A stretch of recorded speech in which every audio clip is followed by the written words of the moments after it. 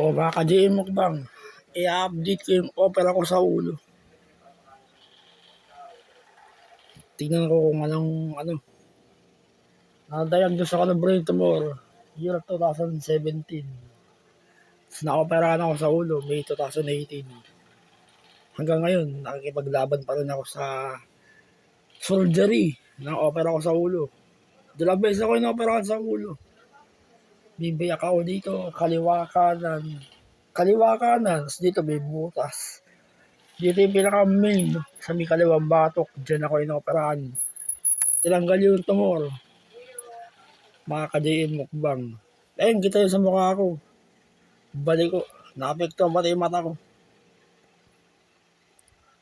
Tapos yung tenga ko. Hindi na makakarinig to. Tinamaan, mga ka-JM. Brain tumor. Tinamaan ako eh. Hindi na makakarinig to. Yung mata ko sa kaliwa, nakakakita. Sila 30%. Yung kaya na lang linawin. Pero wala eh. Parang nakakakita siya pero sobrang labo. Pero kakayanin ko yan. Bali, yung parte ng kaliwang katawan ko, paralisa pa rin yan, mga ka-JM. Hindi, at least kahit na paano na i-exercise ko, napalaki ko yung muscle ko, naigagalaw ko. Ganun din sa paa ko. Nahirapan akong galaw. Ay, hindi ako makatinga na mataas. Masakit sa dito, sa batok.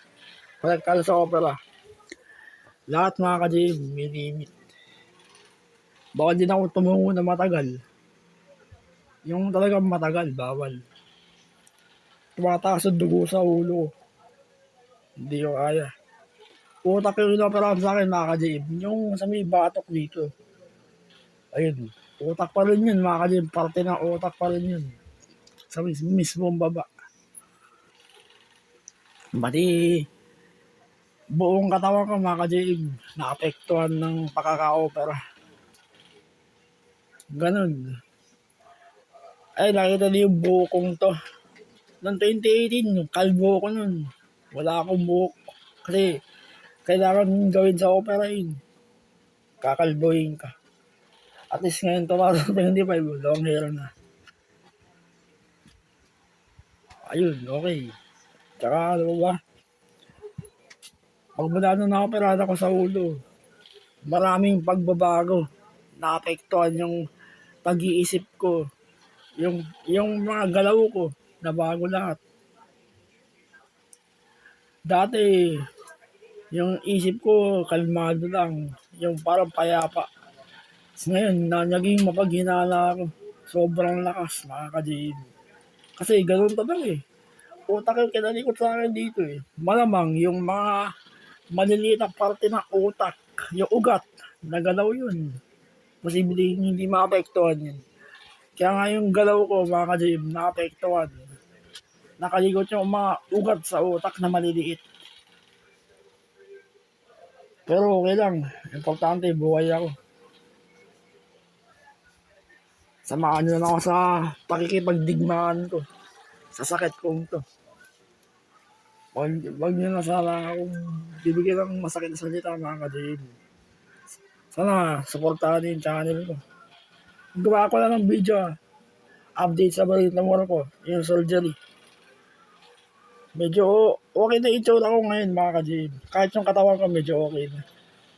Ayun, nagdalaki nga yung muscle ko, mga ka-JM. Oh. Okay. Nung inuwi ko dito galing PGH, balot-balot ako nun. Gumawa ako ng video nun. Naitago pa yung video. Yung kakawin ko lang dito sa bahay. Daddy ko bumibidyo sa akin. Payat ako nun. Di pa ako makatayo nun. Napapadalay pa ako. Pag napapanood ko kay video ko naiyak ako na parang may saya. Pero parang mabigat sa akin, mga ka-JM. Ganun talaga. Nangyari na ang hinaharap. Hindi na kailangan balikan ng nakaraan. Basta ang ginagawa ko na lang, balanse. Nag-exercise na ako ng tama. Sinusunod ko yung payo ng daddy ko. Siya nagturo sa akin. Kaya tignan nyo, napalaki ko yung katawan ko. Nag-ano rin ako, protein. o mga gatas para tumibay ako ng gusto. Pero sa ngayon, masasabi ko mga ka-JM, na malakas ang katawan ko. Dinideklara ko na malakas mga ka-JM. Pero yung opera ko sa ulo, ganun pa rin. Talagang sasakit-sakit. Lalo na pag dumating yung tag-init, tsaka yung taglamig, parang walang takas ako. Masakit, malamig, mahapdi. Ganun talaga. Buti na lang ako pagka taglamig. Dito ang hira ko. Nakukubel yung ulo ko. Nung papalibad nga ako noong 2024 November. Akala ko di ko kakayanin. Ayun, okay. Maganda yung naglibad sa akin. Kay Jan Sunga. Doon ako nagpalibad. Maganda yung libad niya sa akin. Akala ko nga, di ko kakayanin. Akala ko masasaktan yung opera ko sa ulo. 4 yung biyak. Pero magaling yung nagparallel sa akin. Totoo. Professional. Kila Jan Sunga. Tsaka na pa nga ba. Basta na araw-araw yung ginagawa kong video. Sana ako kayo mag-asawa. Ayun, tignan nyo. Kitang-kita niyo yung dibdib ko mga ka-JM. Ayun, dalawa. Sa cellphone. Ayun, kita niyo. Ayun, dalawa. Medyo matigas. Planking. Pero dati ko lahat mga ka-JM. Siya sinusunod ko. Wala nang iba. Kasi dati nag-exercise ako Hindi ako nakinig sa daddy ko Ako nasusunod. Pasaway ako nun. Ayun, pati pag-exercise ko nun, mali, over. Ganun. Hindi ko na namamalayan na may nangyayari na pala sa akin. Mga sinyalis ng brain tumor, mga ka-JM. Out balance. Tapos lagi ka binabangot. Marami. Hindi ko na matandaan yung iba Sobrang dami ng effect ng brain tumor. Tapos masakit ang ulo. Parang pinipiga. Wala na ako sa ngayon. Wala na ako nararamdaman na ganun. Kasi lagi ako nagdadasal sa aking Diyos Ama sa taas. Magmula nun hanggang ngayon, nung nilabas ako sa ospital, siya lang ang kinakapitan ko mga ka-JM. Aking Diyos Ama. Hindi ko nakakalimut sa kanya. Yung hindi ko magagawa sa Diyos Ama ko yun. Ang talikuran siya. As kakalimutan siya. Hindi ko magagawa yun. Kasi dati, nung hindi pa ako nakakasakit, mga ka-JM, halos sa bahay rin ako nun. Bati Diyos, sinusaway ko. Pero sasabihin ako na hindi maganda. Ayun, siguro, binigyan niya ako ng sakit. Dahil nga, iniinsulto ko yung Diyos nun. Napiling ko, sa kakadambil ko, malakas akong tao.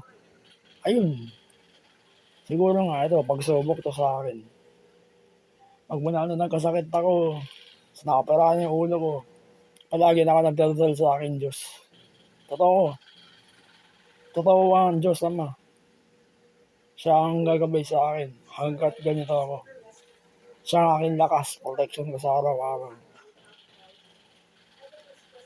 Bali, sa ngayon, pero dito na ako sa bahay. Hanggang di ako na magaling, hindi ako makakapagtrabaho mga ka-JM. Puro exercise ang gagawin ko para gumaling yung katawan ko. Pero tingnan yung katawan ko, laki na improvement yun, kitang-kita nyo, yung dibdib, yung balikat. Ukit na ukit, mga ka-JM. Talagang nahihirapan ako sa rayuma. Bali, sa yate ka din, mayroon din ako. Bali, mahirap. Sabay-sabay. Tsaka, pakatapos nyo mag-exercise, mga ka-JM. Kung nag-exercise kayo, wag niyong babasahin. Mapapasma kayo. Kasi dati ako nagdadumbbell, tapos nagbabasketball. Pakatapos nun, maliligo. Mali talaga. Napala ako nun. Yan. Pero ngayon, tama na lahat. Para sa akin, yung dumbbell, diba? Kung nagda-dumbbell kayo, yung magaan, nasa tama. Pero ako, ayoko nang balikan yan. Sinira ng dumbbell yung katawan ko, pati yung ulo ko. Mas the best sa akin ng physical fitness, mga ka-GM. Tingnan niyo yung katawan ko naman, yung improvement. Kesa yung dati. Hindi ko na makita yung old photo ko nun. Nakandaboran na yata. Nabago na yung cellphone ko rin yun. Ito, bago na, yung Phoenix na. Hindi ko na nakasave sa memory. Para sa akin, mas the best ang physical fitness. Hindi masisira katawan nyo. Uukit din ng ganyan yan, parang sa akin. Hindi madali ang physical, mga ka-Jay. Mahirap. Yung yoga, kala nyo madali yun. Mahirap din yun. Matinding ngalay yun. Lalo yung nasa lubid ka. I-steady ka na matagal. Mahirap yun. Nakikita ko sa YouTube, mga ka-Jay. Pinaka-the best pa rin sa akin talaga. Turo ng daddy ko. Physical fitness. Pero yung dumbbell, ayoko lang balikan niya, mga ka-Jay. Sinira ng dumbbell yung katawan ko. Nalulungkot na ako, mga ka-Jay. Pag naalala ko yung dating ako. Pero importante, okay na lahat. Balanse lahat. Bali, puro pag-YouTube yung ginagawa ko. Habang nandito ako sa bahay. Napapalaki ng masid. Hindi yung malaki-malaki, mga ka-JM. Pangat yung ganong katawan. Ayoko yung ganun. Gusto ko yung physical fitness body. Ganun. Tapos kung nag-exercise kayo, mga ka-JM, huwag niyong lalakasan yung lamon niyo. Walang kwenta yung exercise niyo pag malakas ang lamon niyo. Hindi niya uukit ng ganyan. Kita yung forearms ko. Hindi yan uukit ng ganyan, mga ka-JM. Kailangan mas malakas sa exercise kaysa lamon. Ganun ako. Yan ang patunay ko, mga ka-GM. Walang kwenta yung exercise nyo kung malakas ang lamon. Walang kwenta, ulitin ko. Tsaka ano ba nga ba? Itong aso, yung tatlong aso ko, sinabay kay Choros Jisoo. Palagi ko silang ginagawa ng video, linggo-linggo. Minsan, tinatamad ako parang malakas ang mood. Bali, libangan ko lang din, maglaro ng mga barilan, Special Forces 2-3. Maganda, mga ka-GM. Sa Play Store, install nyo. Mag-i-enjoy kayo. Mag-customize na lang kayo ng controller. Tapos i-adjust nyo sa 1 versus 32. Nag-iisa ka, tapos 32 yung zombie kalaban. Nakakatakot, mga ka-GM. Ganun din sa 2, nakakatakot din. Bali, lagi kong minamanage tong cellphone ko kung napopul ba yung storage o hindi. Lahat balance, mga ka-GM. Okay din. Bali mamaya, kakain na kami. Mga protein food. Yung kanin ko, mga 2 sandok lang. Hindi ko kaya kumain ng madami. Tsaka pinipilit ko wag kumain ng madami, mga ka-GM. Ayoko ng ganun. Pangit yung ganun. Ang labas mo nun, mataba ka. Nag-exercise ka nga. Tapos, lamon ka na lamon. Walang kwenta yung exercise. Tignan yung labas ng katawan nyo. Tabang may masin. Pangit yung ganun. Dapat yung ukit-ukit. Hindi siya nagyayabang ako, mga ka-GM. Yan ang patunay ko. Lakas ng disiplina pa rin. Sa lamon. Kung ayaw niya pumangat yung katawan niya. Mas malakas ang exercise, James, ano gusto mong ulam? Kahit ano. Bali, ayun. Ina-update ko yung opera ng ulo ko. Nakikipagdigmaan pa rin ako sa surgery ng ulo ko. Nahihirapan ako. 20 years old ako na-operahan sa ulo, 2018. 19 ba yun? Na-operahan, 20 years old ako nun. Basta May 2018, na-operahan ako sa ulo. Nakipagdigmaan pa rin ako hanggang ngayon. Kakayanin ko yan. Basta, palagi na akong makinig sa daddy ko. Tsaka ano sinasabi ko. Baka mag-exercise kayo, mga ka-JM. Pag-play kayo ng favorite new music, masaya. Tas ako meron si Blackpink Jisoo. Big fans ako ni Jisoo. Pili-pili ko yung music niya para nag-exercise ako.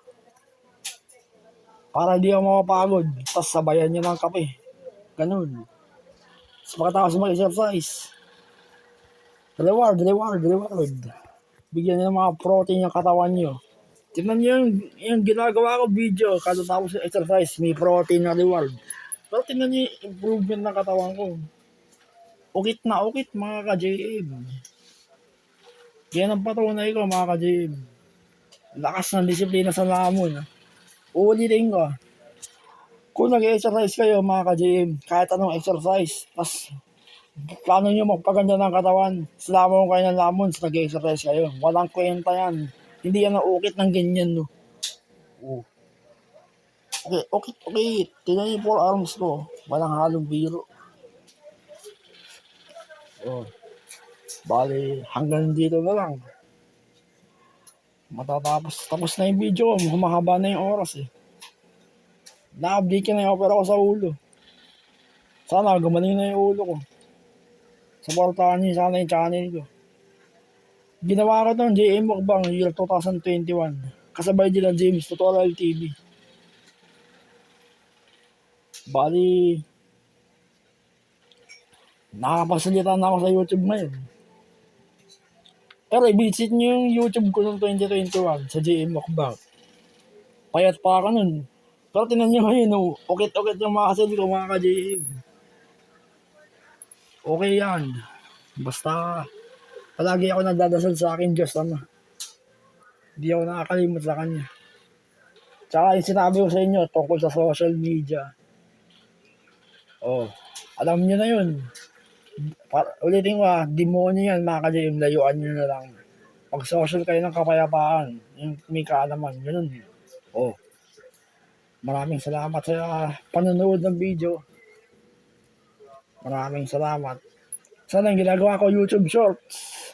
Sinalagyan ko ng soundtrack ni Jisoo. Supportahan nyo.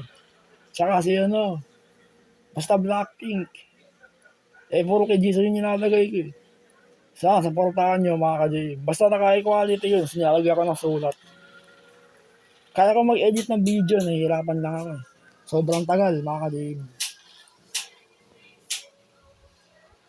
YouTube Shorts. Ganun. Puro showcase lang.